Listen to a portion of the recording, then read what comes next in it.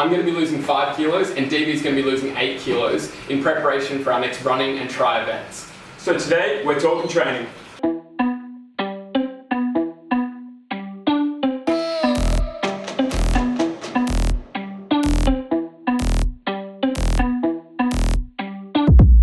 In May this year, I'm going to be running the UTA 22 through the Blue Mountains.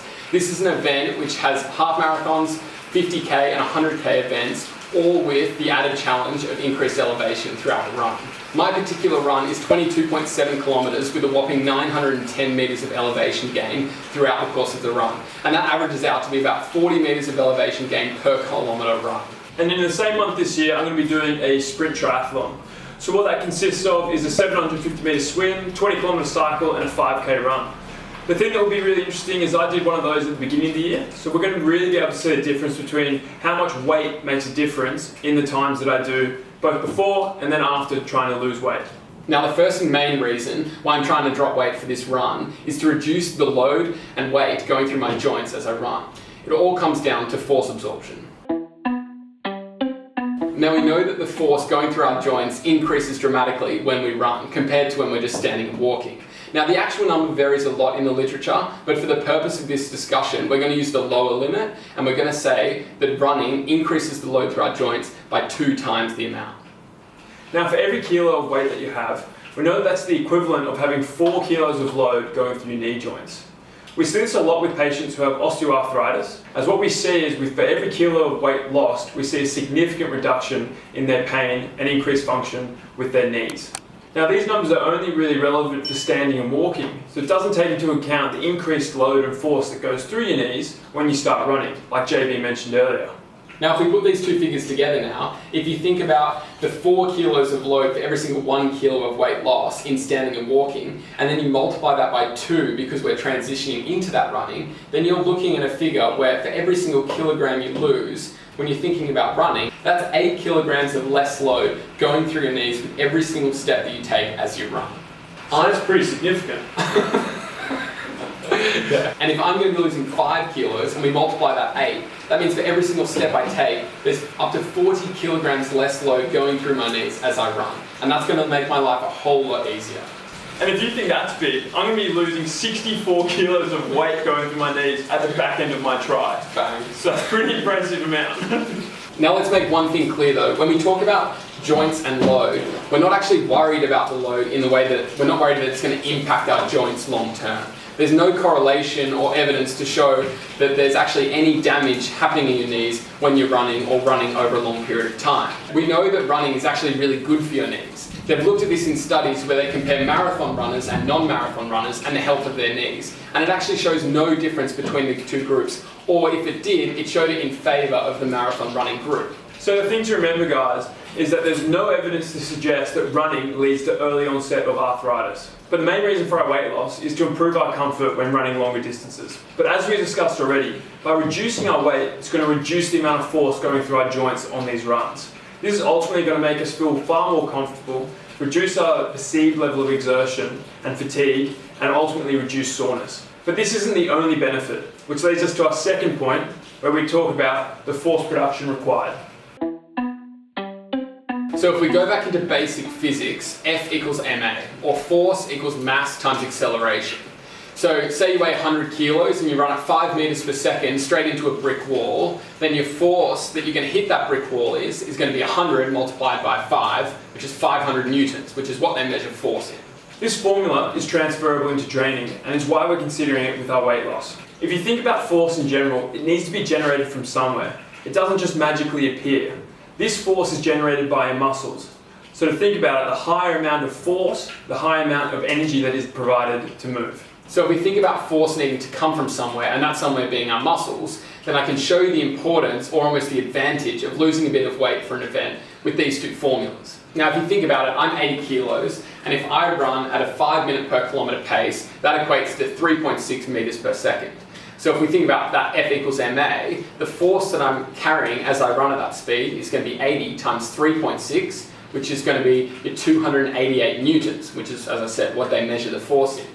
But then if we take that same formula and drop my weight to 75 kilos, so 5 kilos less, then using that same equation, 3.6 times 75, there's going to be I'm going to be carrying 270 newtons of force. And as we said, that force needs to come from somewhere. So over a 2-hour event, that's going to equate to a whole lot less force than I'm going to have to generate in my muscles, leading to that increased comfort and delayed onset of fatigue.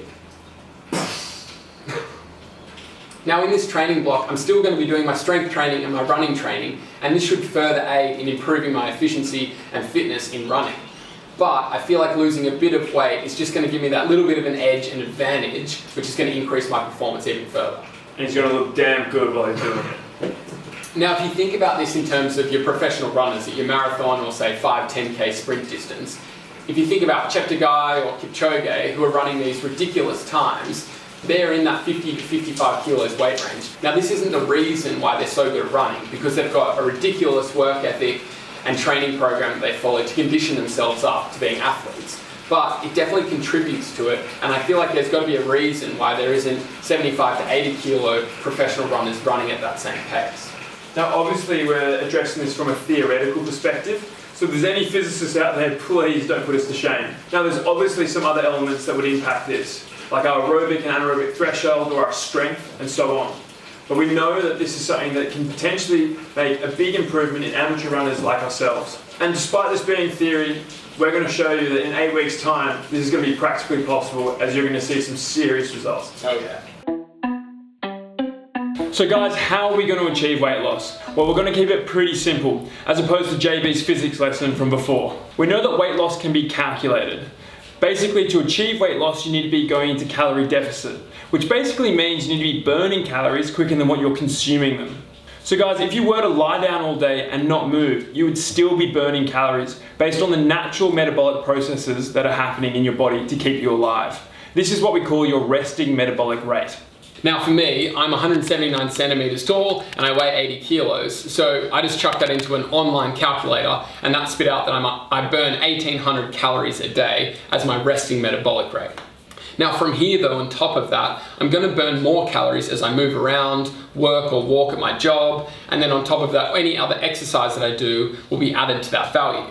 So for me, I exercise 3 to 5 times a week. I usually do around 10,000 steps a day. And so this averages out for me to burn another at least 1,000 calories each day. So for me, I'm going to add up my 1,800 calories as my resting metabolic rate, and then add that to my 1,000 calories that I burn through my activity. And this is going to mean I burn a total of 2,800 calories every single day.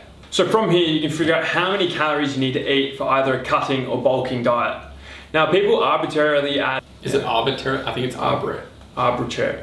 Oh no. Arbitrarily. Arbitrarily. Arbitrarily. Yeah, arbitrarily. Arbitrarily. People arbitrarily add 500 calories if they're trying to bulk, or they cut 500 calories if they're trying to shred. So if you think about JB's example from before, if he was trying to bulk, he'd be eating 3,300 calories a day, or if he was trying to shred, he'd be having 2,300 calories a day. So a great way to monitor how many calories you're having a day is to use an app called MyFitnessPal. We found this is a great way to give you insight into how many calories you're consuming and to keep you accountable. Even if you hate the idea of counting calories, it's a good idea to even just try and do it for only a week, just so you get some idea of how much food you should be eating to meet your targets. But weight loss should be done with caution. Now, even though we're both trying to lose weight, we're not trying to lose weight at a ridiculous pace. And for me personally, I'm only trying to lose weight 500 grams a week maximum. As I said before, we're using MyFitnessPal to track what we're eating and the calories we're consuming, but this also allows me to check if I'm getting in my macros, my carbs, my fats, my proteins, and making sure that I'm actually getting in the nutrition that I need to properly train. Because if you're just cutting calories, losing too much weight at once, this could leak into poor training performance, increased fatigue, increased soreness, and worse recovery, and we don't want that happening. Something this has helped us realize is how to choose the right foods when you're on a cutting diet. A good example is you can waste 300 calories on eating something like a Mars bar, where if you just replace that with something that can be more satisfying, fill you up for longer, something like a sushi roll, you're going to notice a big difference and you're less likely to snack more frequently. So in Talking Training episode 1, we've talked a lot about the benefits and advantages that weight loss can potentially give you when you're thinking about your training program and preparing for running or triathlon events. So we've talked about force absorption, where we can see that weight loss can dramatically reduce the amount of load going through your joints as you're running. So we've talked about force production, which shows that you're going to need a lot less energy to do the same activities if you weigh slightly less. And lastly, we've talked about how to understand calories and how to track them, and how it's important to be in a caloric deficit if you're trying to lose weight. If you are going to give this a go, make sure you consult a health professional to guide you through it, as the contents of this video are purely for entertainment purposes and we're just talking about what we're trying to do. Just remember that weight loss is individualized from person to person, so it's best to seek out some advice. So guys, we're really keen to give this a go. We're going to show you the results in 8 weeks' time, and we'll be able to tell you if this is all just theoretical garbage or not. So guys, please like and subscribe, because over the next few weeks we're going to be talking about some running principles, some training principles, and things to make you a better runner. So stay tuned, and we'll see you next time. Boom, bang, boom, boom. Talking training, episode 1.